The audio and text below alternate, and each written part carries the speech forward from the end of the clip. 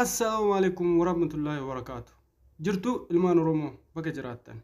Nageenyi koo bakkuma jirtanitti isin haa qaqqabu jecha appii bareedduu fi qabatee isin dhufe.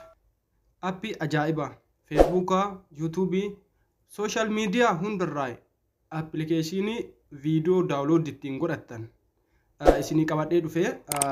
Warri chaanaala kiyya haara taatan kottaa seenaa isiniin jecha yoo isinitti tole share like gochuun maatii kiyya ta'a isiniin jecha. Appii bareedduu haalaan namatti toltuudha. Wan hundarraa viidiyoo barbaadan daawulood ittiin godhachuu dandeessanii jechuudha.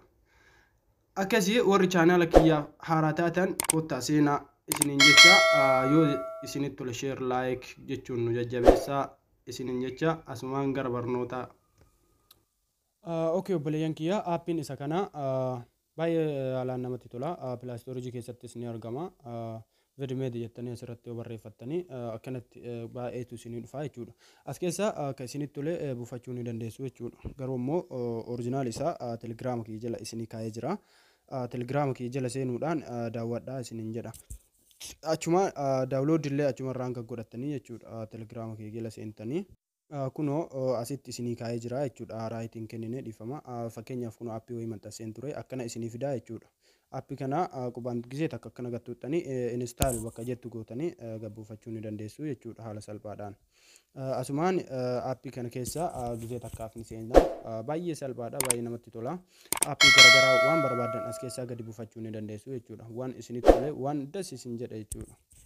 Waan na barbaachisaa jettu as keessa appilikeeshinii ta'e viidiyoo garaagaraa waan haarawaa dhufee itti barreessitee gubbaa kanatti itti barreeffattee jennaan sii dhufa jechuudha.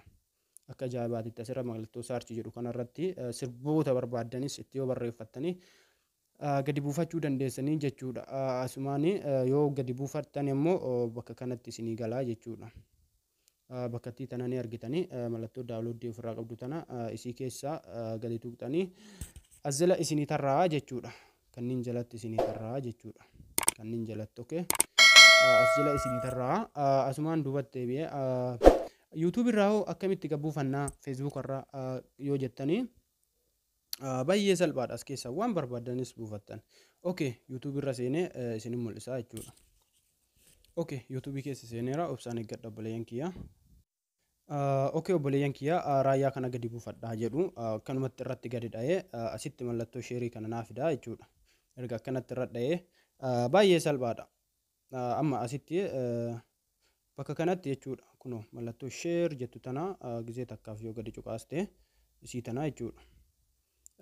Akkasitti sheer gootaa akkana sii dhufa. Akkana olooftee kunoo asitti appilikeeshinii sii dhufee jira jechuudha. Kunoo vidimeedi kan jedhu kana isuma qubaan gisee takka gadi dhoofta. Okay, obsaan eeggattu obboleeyyan kiyya. Ofumaan daawulood isinii godha jechuudha. Akkanatti ni dhufa obsaan eeggadha. Waan biraan tuttan sheer irra gootanii jennaan akkanuma eeggattanii jechuudha. Ofii suuqee isinii as baasa. Okay, obboleeyyan kiyya yoo isin sheer irra gootanii kunoo akkana isinii fidaa jechuudha. Haala salphaadhaan daqiiqaa muraasa keessatti baay'ee isinittis hin turu. Kunoo bakka daawulood jettu tana isinii fida. Waan biraan tuttan sheer irra gootanii appilikeeshinii muqbaa akkas yoo gootanii waan biraa takka osoo isin hin gaafanne asii daawuloodii kan jedhu kana fida jechuudha. Kunoo isuma kana gisee takka gadi cuqaastaa jechuudha. Kunoo daawuloodii kan jedhu kana. Gisee takkaaf gadi yoo cuqaasne daqiiqaa muraasa keessatti sekendii muraasa keessatti daawuloodii nu ta'a jechuudha. Okay, kun sa'aatii tokkoof wayi kun sa'a tokkoof daqiiqaa sadii akkas kunoo asirratti jechuudha. Garuu daqiiqaa muraasa keessatti sekendii muraasa gadi nu buusa. Okay, qubaan gisee takka daawuloodii kan jedhu qubaan gad tokko. Okay, eessatti mul'ata daawuloodii isinii ta'uu fi kunoo jala kanatti jechuudha. Okay. Kunoo asitti ni argitan jedhee yaada. Kunoo mallattoo akkasitti daawuloodii gadi taatu isin mul'isa. Yoo barbaadan gubbaa irra daawwala keessan gada ta'uuftanii kunoo asitti gadi buusaa jira jechuudha. Asitti kunoo gadi bu'aa jira jechuudha. Kunoo gadi buusaa jira jechuudha. Amma yoo gadi bu'ee kunoo akka itti fiigu laal dafee gadi isinii buusaa jechuudha. Ariifatee. Kanaafi amma dhufa obsaan eeggattanii. Baay'ee appii namatti toludha. Arguu jettanii kunoo fiigu jira jechuudha dafee gabbuusuudhaaf. Okay, gadi haa bu'u obsaan eeggadha.